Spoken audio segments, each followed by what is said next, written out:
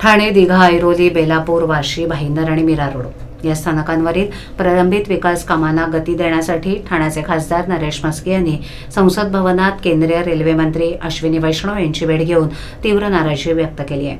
Railway सल्लागार समितीच्या सभेत सहभागी होताना त्यांनी ठाणे मुलुंड दरम्यानच्या नवीन स्थानकाच्या दिरंगाईसह प्रवाशांना भेडसावणाऱ्या मूलभूत समस्यांकडे सरकारचं लक्ष वेधलंय.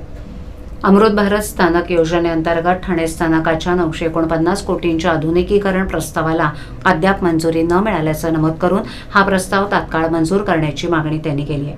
ठाणे मुलुंड दरम्यानचे नव्या स्थानकाचं काम, मुलुंडकडे जाणारा नवीन पादचारी पूल तसंच प्लॅटफॉर्म क्रमांक 7, 8, 9 आणि 10 वरील एक्सेलेटर उभारणी ही कामं तातडीनं पूर्ण करण्याची गरज त्यांनी अधोरेखित केली. भाईंदर स्थानकातून चर्चगेटकडे लोकलची संख्या वाढवणं, भाईंदर जोधपूर जयपूर गाड्यांना थांबा देणं, अजमेर सुपरफास्ट दैनंदिन करणं तसंच पश्चिम रेल्वेतून वंदे भारत सेवा सुरू करण्यासंबंधीही त्यांनी मागण्या केल्यात.